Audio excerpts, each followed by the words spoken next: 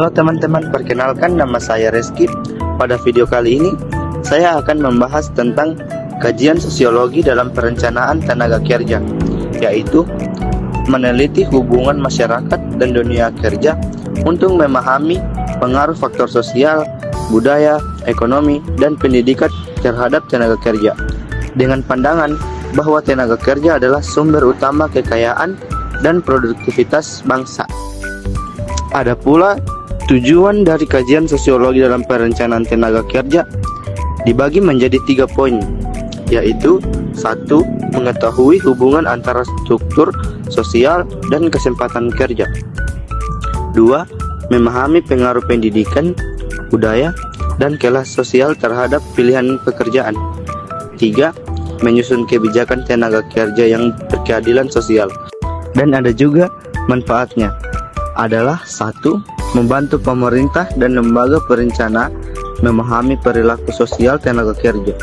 2. Meningkatkan partisipasi masyarakat dalam program ketenagakerjaan. 3. Mengurangi pengangguran struktural melalui pemahaman faktor sosial yang mempengaruhi penyerapan tenaga kerja. Kajian sosiologi dalam perencanaan tenaga kerja memiliki dampak positif dan dampak negatif. Dampak positifnya adalah perencanaan tenaga kerja lebih inklusif, adaptif, dan berkeadilan. Dan dampak negatifnya yaitu muncul ketimpangan sosial ekonomi dan kebijakan tenaga kerja yang kurang relevan. Secara umum, upah adalah hak pekerja yang diterima dalam bentuk uang sebagai imbalan atas pekerjaan yang dilakukan. Seperti dalam Undang-Undang Nomor 13 Tahun 2003 Pasal 1 Ayat 30. Dalam sosiologi, pengupahan dipandang sebagai bagian dari hubungan sosial antara pekerja dan pengusaha. Kajian sosiologi melihat bahwa upah mencerminkan relasi sosial dan kekuasaan. Pengupahan dipengaruhi oleh faktor sosial dan budaya dan berfungsi sebagai simbol status sosial. Adapun faktor-faktor yang mempengaruhi pengupahan.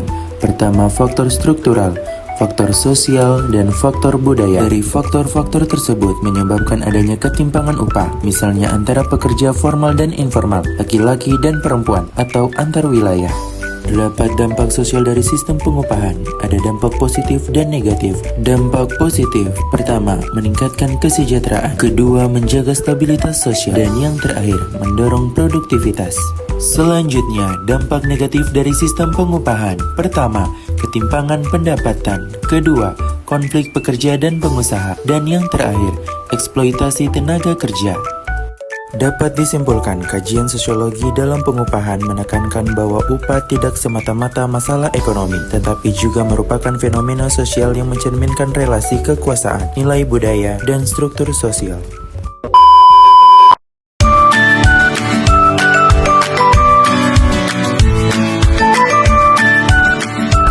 Hai Sobat Ekonomi, saya Intan akan membagikan sedikit ilmu dan materi kali ini tentang kajian sosiologi dalam ekonomi moral. Nah, jadi sebenarnya apa sih ekonomi moral itu? Ekonomi moral adalah studi tentang bagaimana aktivitas ekonomi dipengaruhi oleh nilai-nilai moral dan norma sosial dalam masyarakat. Bukan sekedar soal keuntungan ekonomi, tetapi juga aspek keadilan, solidaritas, dan tanggung jawab sosial dalam pengambilan keputusan ekonomi. Sosiologi ekonomi moral menunjukkan bahwa tindakan ekonomi selalu terkait dengan konteks sosial dan budaya yang membentuk nilai dan norma bagi para pelaku ekonomi. Oleh karena itu, ekonomi bukan hanya soal logika untung ataupun rugi, tetapi juga mengandung dimensi etika dan kemanusiaan.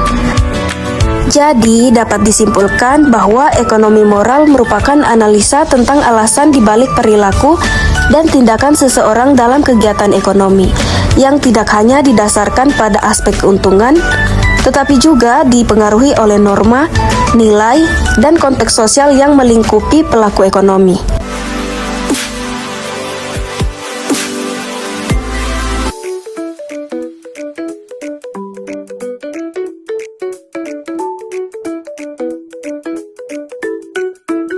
Pengertian ekonomi rasional.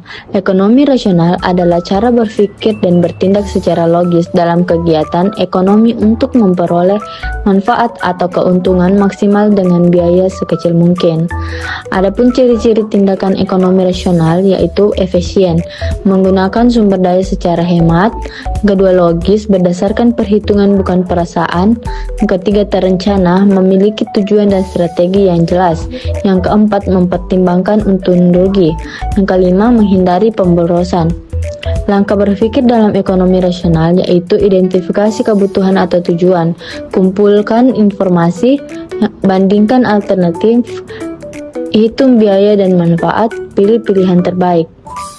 Contoh tindakan dalam ekonomi rasional yaitu petani menanam padi karena harga jual tinggi, konsumen membeli barang berkualitas dengan harga terjangkau, perusahaan menggunakan mesin modern agar biaya produksi menurun, pemerintah membuat kebijakan subsidi tepat sasaran untuk rakyat miskin. Apa sih kendala dalam bertindak ekonomi rasional? Yang pertama, kurangnya informasi. Yang kedua, pengaruh emosi dan iklan. Yang ketiga, tekanan sosial atau yang disebut ikut tren. Yang keempat, terbatasnya waktu dan sumber daya.